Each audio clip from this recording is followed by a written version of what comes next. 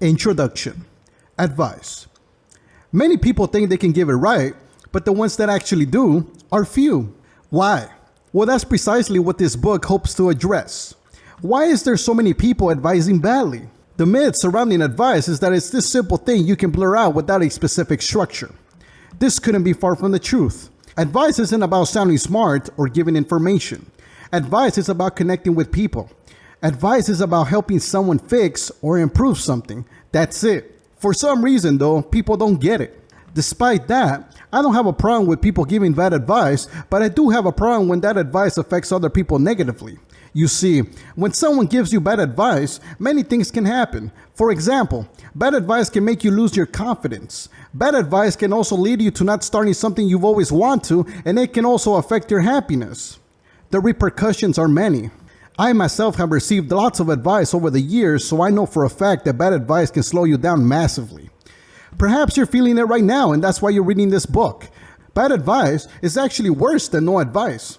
Want to know why? Because all advice is action-driven, even if it doesn't seem like it on the surface level. The difference is good advice leads to positive action, while bad advice leads to bad action. You probably became aware of this in the past when someone gave you bad advice and you ended up making a fool of yourself. Hell, you might even still be suffering the consequences to this day. Whatever the case may be, in this book I will teach you the 10 ways people give bad advice that you probably haven't even noticed yet. Yes, you heard right, 10. Giving advice is a skill in of itself that takes years to master. Like I said, it's not enough to be an expert or to be really good at what you do. You have to be able to communicate with people if you want to give good advice. People who don't understand this end up making silly mistakes when giving advice. I want to help you understand bad advice given to you and how to avoid it in the future. You can also use this book as a way to give good advice in the future. I've personally given advice to hundreds of people throughout my lifetime. Some good and some bad, so I know exactly what both cause and how both feel. You can feel free to take what you read in this book and use it to become a better advice giver yourself, but that is not its main purpose. Throughout this book, you'll also learn how to stop getting tricked and scammed by people who give you advice. You may think that people who give advice have the best intentions, but the reality is, most of them don't actually do. Some people give advice for manipulative reasons and others give advice to vent out. Some may even do it because they are so full of themselves and believe to be right every time they speak. These and many other reasons will be discussed individually throughout the book, but just look at the many reasons why people give advice. So many. There's also those who may not have other subtle intentions but don't even listen to you. This is called lack of empathy. They show no signs of wanting to put themselves in your shoes and approach the situation from your position. This hurts, I know, but don't you worry. After reading my book, you will know exactly how to avoid all of this bad advice for good. I've also went ahead and included a bonus chapter that will teach you how to make advice actually useful. I wouldn't recommend that chapter if you're just starting off. It is somewhat advanced and may require some extra work from your part, but if you feel like you're up for it, by all means go for it. Do keep it handy though, because it will be useful at some point in your life. Now without further ado, let's go ahead and get started. Chapter 1. Lack of empathy. Ever had that friend that never lets you finish your train of thought? Let's say you're going through a tough situation and you're in need of some advice. So you contact your friend, and after just telling him the beginning of the situation, he stops you and starts to ramble about how you should go about it. This is commonly known as advice given with a lack of empathy. The reasons why someone would do this are few, which I'll discuss throughout the book in greater detail. For the time being though, let's say you're confronted with someone who's like this and you've been taking their advice for some time now. First of all, forget everything they've told you and ignore anything that's to come from them in the future. Why, you may ask? Simple. Because all their advice is completely irrelevant to your life. The reason is because they lack the ability to listen to your situation in its entirety. In order to give advice to someone, you have to understand the full story. In order to do that, not only do you have to be a good listener, you need to be able to ask the right questions, give statements of empathy, and build a deeper connection. Why are these important? Well, you need to ask the right questions because questions will give you data. You can't give someone proper advice if you don't have all the information available to you. You also need to give statements of empathy to show the other individual that you actually understand what they're saying. These statements are done by repeating part of what they're saying back to them, but in your own words so that they have confirmation they've been heard. Nobody likes to feel like they're talking to the air when they have a person right in front of them. This statement also lets them know that you're on their side and you're willing to listen from a non-judgmental place. Lastly, Lastly, you need to build a deeper connection with the person because only then will the person feel comfortable enough to open up about details that are delicate and vital to the situation. This is so important, and I can't stress that enough because so many people giving advice fail to do this. They take this for granted just to accelerate the process of giving advice. You assume that the other person already feels comfortable enough with you to tell you their darkest secrets, but the reality is they don't. It is your job as the advice giver to show the other person that it's okay to open up and there will be a sense of privacy to anything they tell you. So as you can see, it takes work to show empathy for the other person. If you're on the receiving end of this advice, simply observe how all this can be done in a matter of seconds. Giving advice can take from an hour to days or months depending on the person. Something else I see quite often is advice givers talking way too much when the person that should be talking is the person receiving the advice. The advice giver should be listening, not talking for the majority of the time. If you're having trouble listening, let me tell you this. Your priority should be to understand the person first, then give them advice. You're not a fortune teller to stop him from talking only so you can talk. Anyhow, going back to the beginning of this chapter, I said you can forget the advice you received from such person because I'm almost certain that advice was given with a lack of empathy. I hope you can now understand why that is. Now let's say you don't believe what I say and you're trying to implement the advice from this person anyway. The chances of it working are very low, but it's not impossible. Let's say though that it doesn't work. It fails and you ultimately fail as a person. What do you think the person will tell you? It's your fault for not doing it right. What? No, you're an idiot. It was your fault for giving empathetic advice in the first place. A person who gives advice from a place of empathy takes responsibility when their advice doesn't work. They don't blame it on you. Ultimately, unless that other individual reads this book, you should ignore any advice coming from them in the future because most likely it will be just as bad or worse. By now, you should understand how important empathy is to giving advice. Empathy isn't weakness, it's a strength. It's a strength that gives you the ability to help others in the most effective way possible. Think about it. What's the point of giving someone advice if it's not going to fix or improve something? None. So next time you're receiving advice, be sure that empathy is included in the mix. Chapter 2. Ego and Control. These control freaks and egomaniacs, oh how they love to give advice that's bad and despicable. Ever met a person who thinks they know everything and have the answer to every problem? Maybe you have, maybe you haven't. But in this chapter, I will explain why you should not only ignore their advice, but also cut them from your life as soon as possible. When an egoistic person gives you advice, it's only for one sole purpose: control. They want to control your life by telling you exactly what to do. They swear they have the best intentions in mind, and maybe they do, but how can you know? First, do an empathy check. Have they really gotten to know how you feel at a deep level? If they haven't, which is most likely the case, their advice is not effective. Egoistic people tend to only look after their own interests because it helps them feel better about themselves. They always feel like they're right until proven wrong, of course, but they sure don't like that. Knowing this, how do you think they can prevent people around them proving them wrong? By getting them to believe and behave the exact same way they do. That way they maintain control. This is why you see a lot of egoistic people giving you advice that you never asked for. They want to change the way you think without you wanting to. This is why advice coming from an egoistic person should be ignored at all costs because it's not only ineffective, it's also manipulative. Egoistic people tend to lack expression of empathy unless it directly influences them. This means that if you're not part of their orchestrated circle of egotism, you won't be taken seriously. This person won't bother to listen to anything you say. It will be like talking to a wall, only worse because at least a wall won't say anything to you, but an egoistic person will. They will give you advice that'll likely serve more as an initiation to their egotism circle rather than any help to you. And of course, if their advice doesn't work, they'll blame it on you. However, if it does work, they'll simply use you as a representation that they themselves are the kings of advice. Don't believe this because they're not. They're a joke. You want to know why they're a joke? Because there was no empathy. Where do you think they pulled that advice from? Their imagination. Yes, most likely the advice they gave you was made up or they stole it from somewhere else. This gives the advice a significant percentage of probability of working, but it's never accurate. So many variables constitute to the advice given from an egoistic person. From experience, I can tell you that if you receive advice from an egoistic person and it actually works, it wasn't because of them. It was because of you. Why? Let's just say there's a few of us in this world that can intake advice, break it down, and redesign it in a way that works for us. I will be teaching you how to do this in the bonus chapter later in this book. Going back to the egoistic people though, don't let them control you. An honest person giving you advice doesn't care about pushing their own ideas onto you.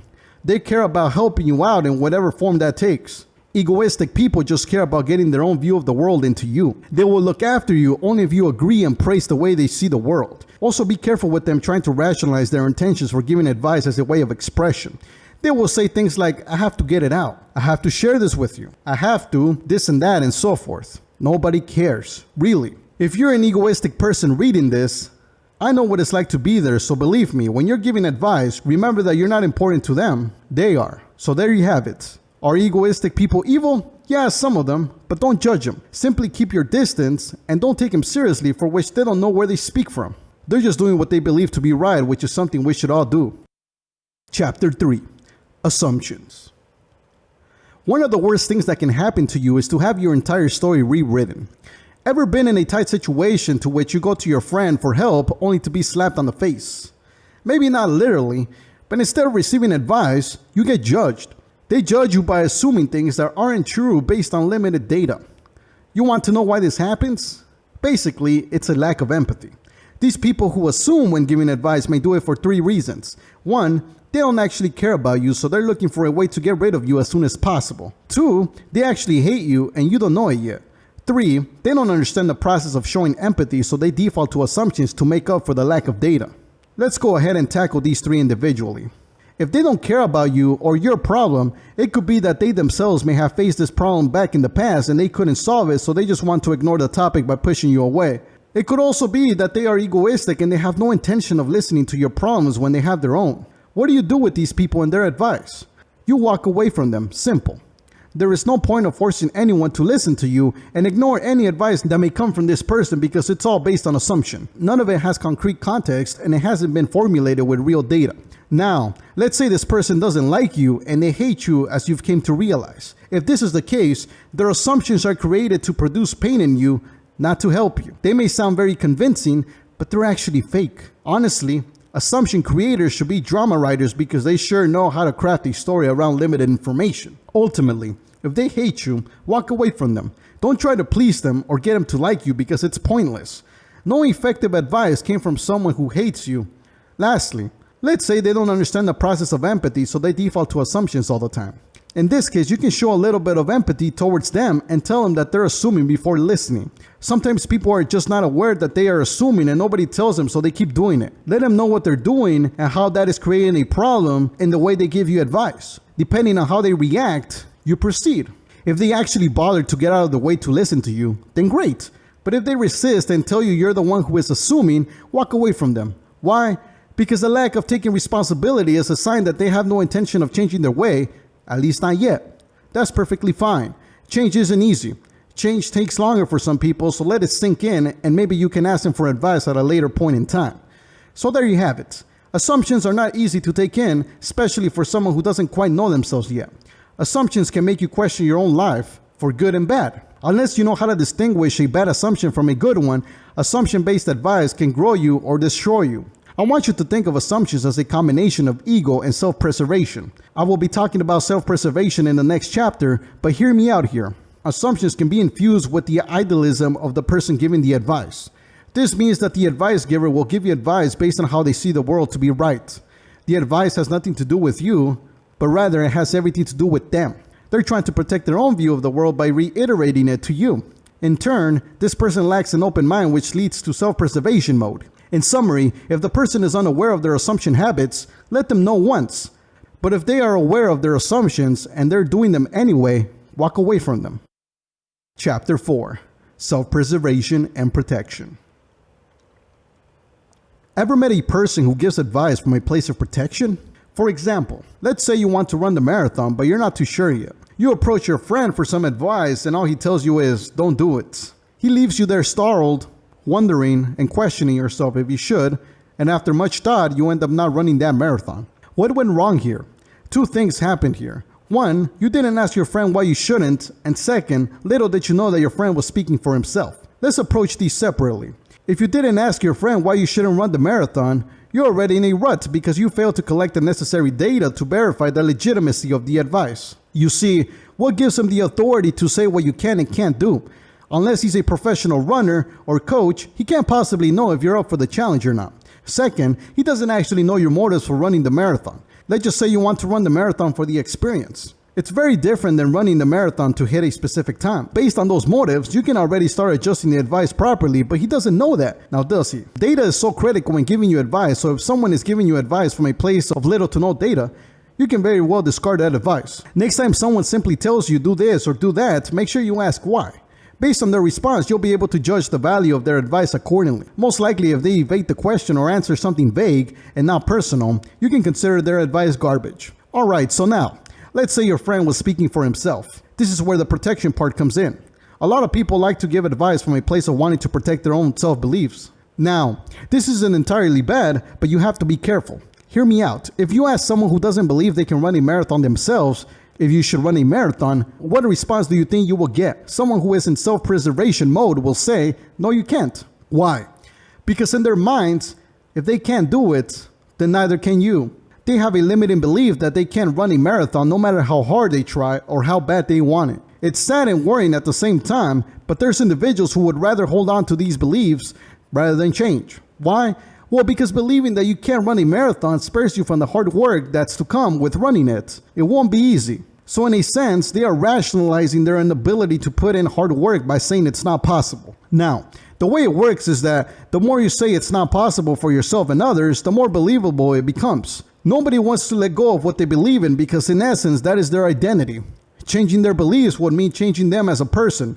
It's not something easy to do, but what is easy is to tell everyone that it's impossible. That way nobody does it, and that individual isn't reminded that such thing might be possible. So that's how it works. This is why you should always question the reason why they think it's not possible or why something should be done in a certain way. Always question it. Regardless of who this person is, it could be a friend, a family member, your boyfriend or girlfriend, it does not matter. Always get to the core of their advice because most of it has to do with this: self-preservation and protection. Hold nothing against these people as they are doing what they believe to be right. Literally. They might even have good intentions for you, but the reality is, advice isn't meant to make you feel better. Advice is supposed to help you fix or improve something. If it's not moving you in the direction of one of these two, then it's bad advice generally. Ultimately, think for yourself. Even though you're asking for advice, it doesn't mean you don't have a say in the matter. Chapter 5. Wrong language. Imagine you're asking your friend for advice. He does everything right, he asks you the right questions, he understands you, and everything is going well, but when the time comes to give you advice, he gives it to you in Chinese. Oh, how disappointing. Maybe it's not literally in Chinese, but he uses vocabulary that doesn't resonate with you. Then off you go to try to execute this advice only to see yourself fail at it. Sure, failing is imminent. However, stacking the odds against you isn't. If you don't know what I'm talking about, allow me to explain. Ever came across someone giving you excellent advice, but you didn't quite understand it even though all the words made sense? For example, let's say you want to improve your dribbling skills in basketball games, so you go to your friend who is great at basketball and ask him to teach you his math skills, but as soon as he starts showing you, you start to feel lost. You have that weird feeling that you can't respond to anything he's saying. It makes sense, but at the same time it doesn't. Finally, when the training stops, you go home feeling like you did a lot, but you didn't learn a single thing. Why does this happen? 2 reasons. This person doesn't know how to adjust his vocabulary, or he just doesn't want to. There are times when people are really good at what they do, but they find it difficult to teach it to others. Not everybody is meant to be an instructor or an advice giver for that matter, but if you really want to learn from them, then make sure to check out my bonus chapter. However, if you're faced with someone like this, just let them know if they can explain things in your language. Generally, if they like you and really mean to help you, they will. You can help them out by explaining your language to them. Take the example of learning dribbling skills. Tell them what you know and how you see dribbling from your perspective. Tell them why you want to learn to dribble better. The more information they have, the better they will be able to help you. Now keep in mind to only do this with someone who's actually putting in the effort to advise you. Now, let's say this person doesn't care about switching the way they advise. It's either their way or the highway. At this point, you can gladly take the highway because there is nothing to extract from such a person unless you read my bonus chapter. These people aren't necessarily evil though. If a person doesn't want to change their way of speaking for you, it could be for 2 reasons. One, they're so on their path of growth, so they're just not interested in taking anyone under their wing. This is pure egotism and selfishness at its best because all they really care about is themselves. No judging here, as we all go through that phase at some point, and it's pretty critical because it increases our growth exponentially, but it's not sustainable. Reason number 2 could be that they believe their method to be the only method and refuse to change their language because it's not them. Again, people love to hold on to their beliefs as if they were permanent. Only people who don't pursue self-growth believe in their beliefs as permanent. Regardless, under these 2 conditions, your best option is to simply find someone else who can give you advice because they clearly lack one fundamental part of giving advice: empathy. Empathy is absent in quantities when this is the case because in every scenario, the person is only looking after their own interests. They are dictating the rules of giving advice when in reality they aren't even close. Ultimately, what do you want to do with this advice? Well, you have a couple of options. You can either store it in your memory or write it down and try to decipher it with time. You can also take the parts that sort of made sense and discard the rest. Either way, it's not bad advice, it's just not tailored in your language, so the advice, while it may be great, at the time is useless because you can't take action with it. Chapter 6. Too generic. Just do it. Like, what does that even mean? Under what circumstances? So many questions and not enough answers, and the advice, just do it. I mean, don't get me wrong, it's effective, but not all the time. Sometimes you need to think it over instead of just doing it. Now granted, when this advice is given under the right circumstances, the advice can be heaven. I'm not simply saying this about the just do it advice, but all of generic advice. The problem when you receive generic advice is in the name itself. It's generic. That means that the advice isn't tailored to you, but rather the general audience. That means the odds of it working are really low. Knowing this, why do people give this advice anyway? 3 reasons. 1, they themselves have never asked for advice before due to ignorance or laziness. 2, generic advice actually works for them. 3, they're feeding their ego by lying to you. Let's break all these down individually. First of all, if you're asking an ignorant and or lazy person for advice, stop immediately. Believe me when I tell you this. You're better off figuring it out on your own than asking a lazy and or ignorant person for advice. Why, you might say? Because lazy people don't care about their own growth. If they don't care about their own growth, what makes you think they will care for yours? Ignorance is just a way to feel laziness. So a combination of these is an absolute no in my books. Next, if generic advice works for them, all that means is that these people are simple. Unlike most of you reading this book, people who respond to generic advice are simple people who don't necessarily need depth to execute. This is a 50-50. Like I said, generic advice isn't bad, but it's not detailed and tailored to you. All I would say is that if it clicks, then use it, but if it doesn't, tell this person thank you very much and go on your way. The third reason is the most dangerous of them all. You can usually spot these people because of their lack of experience and knowledge. Maybe you've met someone like this. As soon as you ask them for advice, they begin to ramble on with generic advice, usually stacks of advice on top of each other, and then they mix it up with narrative. It's amazing how people do this. They take an experience they had in the past and change up the details so that it fits as evidence for the generic advice. The people who I won't mention reside among me, and let me tell you, it's incredible the lengths people will go to be heard. First of all, they're liars because they've never gone through such a thing and it's not even related to what you're going through. Second, they're falsely claiming that generic advice always works and if it fails for you, then you're doing it wrong. Even worse, they tell you failure is part of the process. Another generic advice. Egoistic people will take extreme measures to grab attention.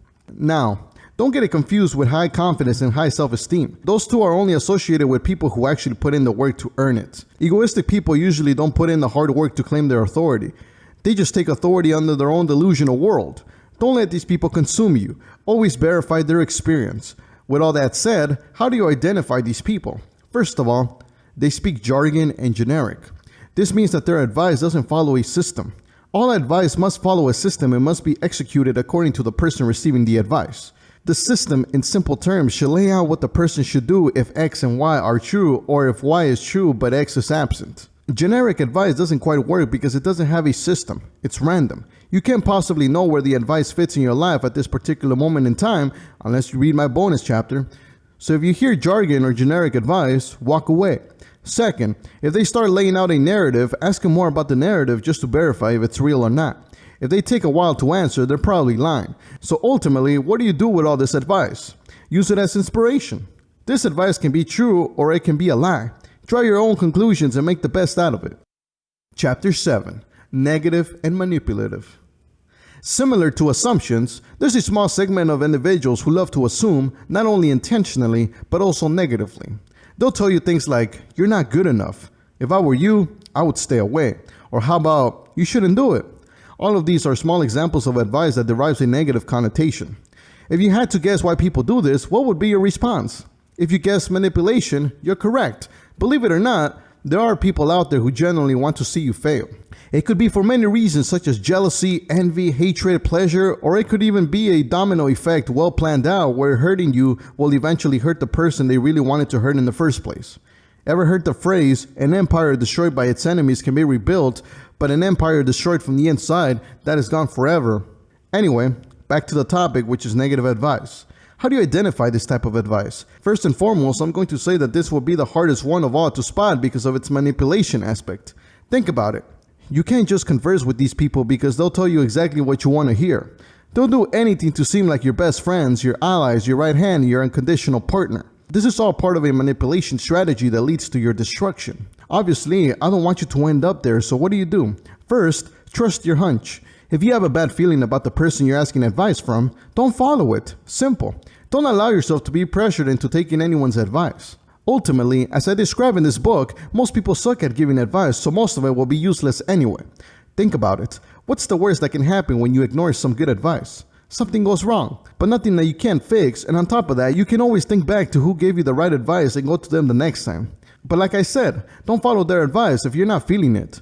They'll try to make you feel bad for not taking it, but believe me, it's better to take the hit of rejecting them than taking a bigger hit later when you hit rock bottom for listening to them. Another thing you can do is ask more than one person. Now, when you're doing this, make sure that the person in question isn't associated in any way with the new person or people you're asking. The last thing you want is a group of people being part of the same manipulation strategy. With that in mind, ask other people for advice. Get different perspectives, get different advice. This will help you make a much better decision as you have more options rather than just one. Also, if you have massive trust in this new individual, tell them about the advice that was given by the person in question. Discuss it with them in depth. This is very helpful since the new person has no association with the person in question. Their opinion on the advice will be sincere and unbiased. That's what you need. Lastly, another thing you can do is just think for yourself. Does the advice really sound like something you need, or does it straight out sound like manipulation? I can't tell you how much advice I took that was manipulative, and in the end my confidence suffered, my self-esteem suffered, and it took years to build it back up. If only I had stopped and thought about the advice in depth, I would have realized how manipulative most of it was. Pay attention. Remember that just because you're asking for advice, it does not mean you are handing control of your decision making. Always do what you feel at heart, no matter what. A good advisor will understand that it's the person receiving the advice who will be affected, not them, so it's only right to let them make that choice. Like I said previously, not everyone is your friend. Some people stick around with you because they want something from you. Sometimes they literally want to take something from you, but in other cases, they want to see you fall hard. They know that the only way to do that is to be on your side, which makes the job much easier. Be careful, but courageous out there. Lastly, any advice coming from these people should be heavily filtered in order to ensure there's no manipulation or negativity associated with it. Chapter 8. Soft or Hard. Remember, I said the purpose of advice is to improve or fix something? Well, believe it or not, there's a few individuals out there who still haven't gotten it. Ever heard the advice, "It's going to be okay," or "Give it time"? Now imagine the person receiving the advice is an action-taking individual with a strong mindset. What in the world is this person supposed to do with the advice, "It's going to be okay"? Nothing. That advice does not improve or fix anything. On the other hand, it keeps him stagnant. Now let's explore the opposite. Ever heard the advice, "Don't be a loser," or "Just fucking do it"? Now let's say the person receiving the advice is a mellow individual with a chill and passive mindset. How is a mellow person supposed to process such a strong advice? There's no way. All you will do is either scare this individual, or at the very least, shock him. Still, you won't improve or fix anything. If anything, in both scenarios, you just might be making things worse. So as the individual receiving the advice, what do? First, let's break down the reasons why someone would give advice this way. If the advice you're receiving is soft and mellow, it could be that the person is giving you advice with the intention of helping you feel better. Horrible advice. You may think that receiving advice that helps you feel better is good, but it's not. You want to know why? Because the mind functions on progress. By receiving advice like this, you're putting your mind in halt. There is no advancement, so things like depression, stress, and anxiety are inevitable to surge. Trust me, you don't want any of these, so as much as you want to feel better, you will, but you need action-driven advice that will push you into some sort of progress. Another reason why people give advice that's soft is because they want to avoid confrontation. Maybe the person that's advising you really cares about you, so they won't give you advice that can perhaps propel you into pain, struggle, or make you mad for that matter. These people mean good, but they don't have the intention of helping you improve or fixing something in mind. Their only motive is to put their word out and say that they told you so. Either way, advice that is soft should be ignored. Now, let's say the advice you're receiving is hard. Well, the thing is, when people give hard advice, it could be for two reasons. Reason one is they want to sound and show they're tough. In essence, people who give hard advice are letting you know who they are rather than advising you. This is normal, as tough people need that constant confirmation that they're still tough. They pride themselves in being hard and blunt. My problem with these people is that they're too emotional.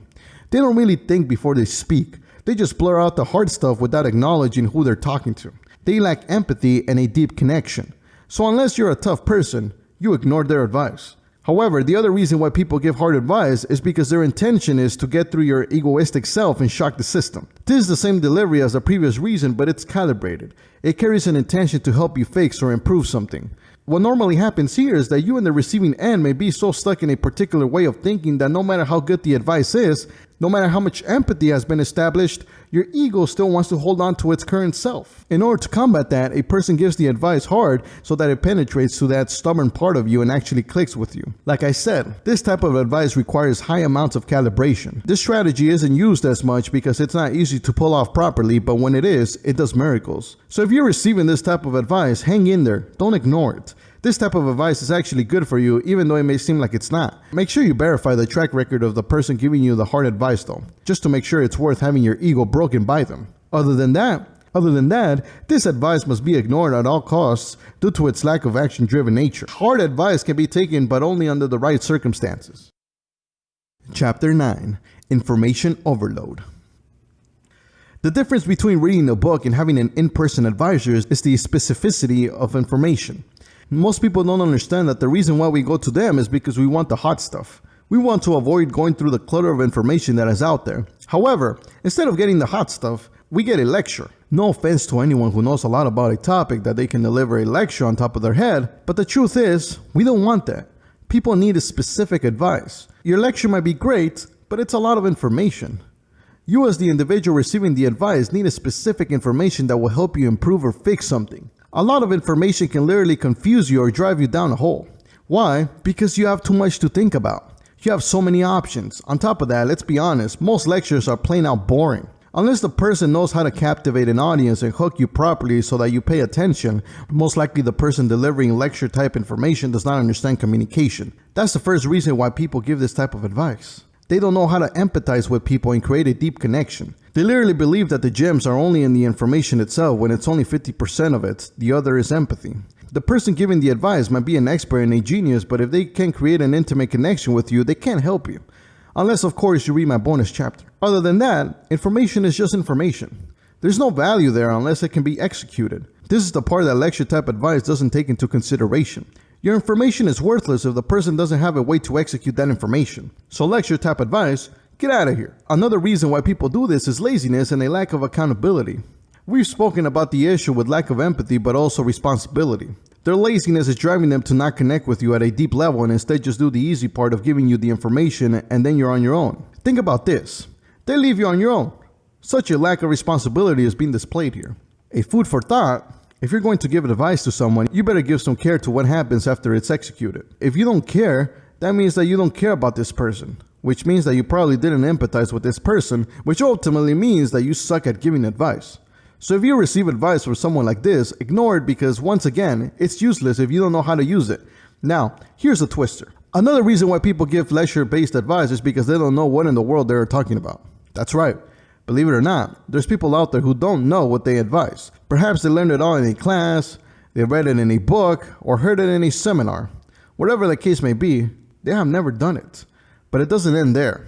These individuals believe that this information positions them as an authority when giving advice. They're so wrong to believe so because in order to give proper advice, you need two components, experience and empathy. These people have neither. They don't have the experience because they've never done it, and they don't have the empathy because they don't understand that giving you information is not enough. They actually have to get to know you. But there's another variable. Some of these people will do the empathetic part. They'll empathize with you, but when the advice giving part comes, they advise you with theory. This becomes apparent when you tell your situation to this individual in detail, only later to be flooded with information you know they've never experienced. It's an icky feeling. Ultimately, what do you do with their advice? Well, in short, if you love lectures, listen to them and do the filtering yourself. But if you don't, ignore all advice completely because it's not actionable. Chapter 10. Venting. Ever been in a situation where someone is giving you advice and it just sounds annoying? There's something particular about the person giving you advice. Is it their voice? Is it the words they're using? You really don't know. But of one thing you're very certain. They sound intolerable. This sort of advice giving is most common when someone uses the excuse of giving advice as a form of venting. These people most likely aren't heard very much by the people around them, and with good reason. To have someone listen to you is a skill in of itself. You have to get the person you're talking to interested in what you have to say. It's not enough to just have something important to say. You have to grab the attention of your listeners so that they willingly listen to you. That's the key. You see, these people lack communication skills, so they have to compensate in some sort of way. They do this by jumping into situations where your attention is guaranteed. These situations could be of danger, struggle, and fear. When you, as the person who needs advice, find yourself in one of these situations, which most likely you are because you're asking for advice, that's when they will make their entry. It's sad people have to resort to these methods in order to be heard, but hey, people do what they believe to be right, so let's work with that. Like I said, these people crave attention, not your well-being necessarily, even though it might sound like so. Now, why does it sound annoying? In case you haven't caught it already, there's already a major lack of empathy in the first place. You don't necessarily matter to them. They're more concerned about venting and saying what they feel instead of actually advising you. It all sounds annoying because none of it has to do with you, and on top of that, you're there for advice, not to listen to them. They're getting their fair share of venting, but unfortunately, you're getting nothing. Now, if this person is someone you care about or have some sort of relationship with, you might feel bad for cutting them off, but you have to. Even if they're your best friend, cut them off and let them know that you're there for advice, not to listen to them. Remember, advice is to be actionable. If the other individual is just venting about their life and how they've gone through what you're going through, they're honestly wasting your time. It's pointless for the person giving you advice to tell you the life story and opinions if it doesn't somehow connect with you. This isn't a conversation. This is an advice giving session. Remember what I said in the first chapter. If you're the one receiving the advice, you should be doing most of the talking, not them. They should be listening. They should be asking questions and creating a deep connection with you. You see, venting is its own thing. Could venting be used as part of the advice-giving process? Of course. But it should be you, the one receiving the advice, who's venting. Venting helps release emotions that may be preventing you from thinking straight. You see, when I'm giving someone advice, I sometimes notice they find themselves stiff because the situation is too emotional for them to give me that data. So what I do is let them vent first and then collect the data. That's how it should be done. These people who start venting when you ask them for advice are a big no. So what should you do when you receive advice that's mixed in with venting? Ignore it because it has nothing to do with you and everything with them. They most likely need advice themselves, and I hope they find it. Remember to prioritize yourself first. If you ask for advice and get venting in return, don't give up. You might begin to feel like they matter more than you do, but this is not true. The best thing you can do is politely dismiss yourself and ask someone else for advice. You still need to improve or fix that one thing, so you might as well get it done as soon as possible. Bonus chapter. Make all advice work for you. Alright, so if you're reading this chapter, you fall under two categories. Either you're ambitious and are willing to do whatever it takes to learn advice under any circumstance, or you don't have a choice. Either way, I'll take care of you. In this chapter, we'll go through all the reasons why most advice doesn't work, and then I'm going to teach you how to make them work anyway. So, in order to begin, I need you to know with absolute clarity where you stand in the situation you're trying to fix or improve. How experienced are you? Depending on your answer, you'll know if you're a beginner, intermediate, or advanced. Be very honest with your response because it will matter a lot moving forward. Next, I want you to create a progression plan depending on what you need to fix or improve. Create it with whatever knowledge you have right now. It doesn't have to be perfect, but just have an idea of how you would go about fixing or improving the problem. Now that you have a plan, you should have a raw idea of the type of advice you will need depending on the steps needed to fix or improve the situation.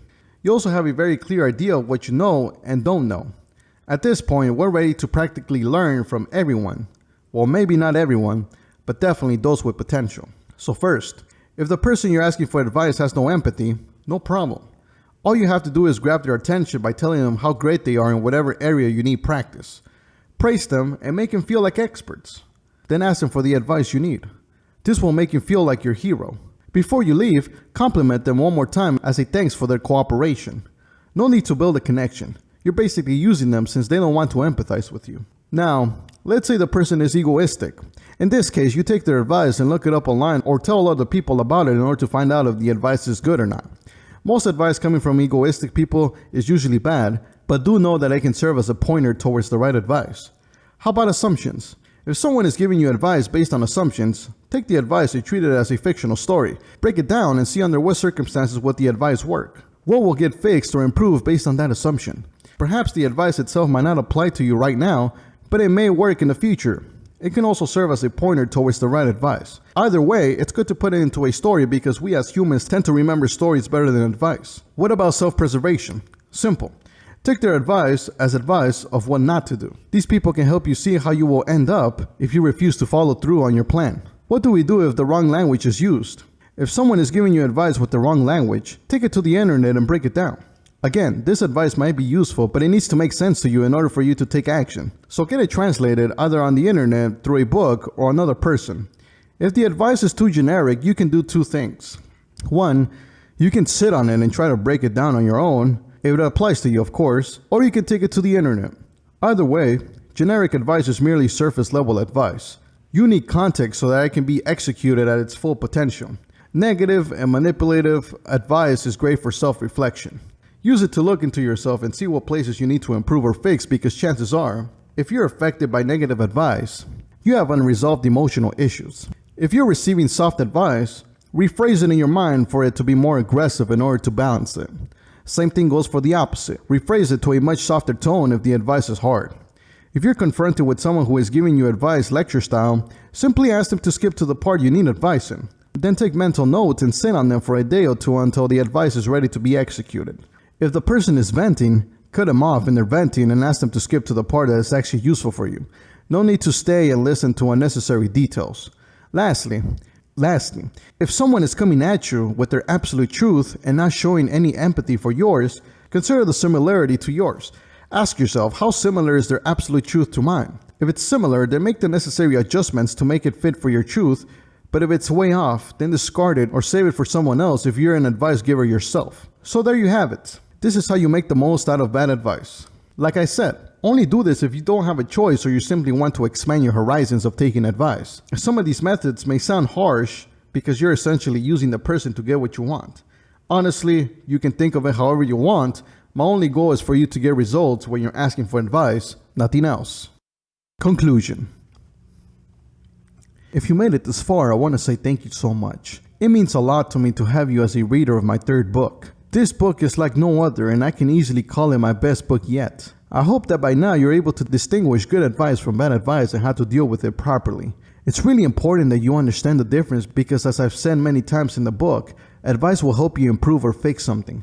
That's how you move forward in life. People who don't care about advice don't care about advancing. They care about stagnating.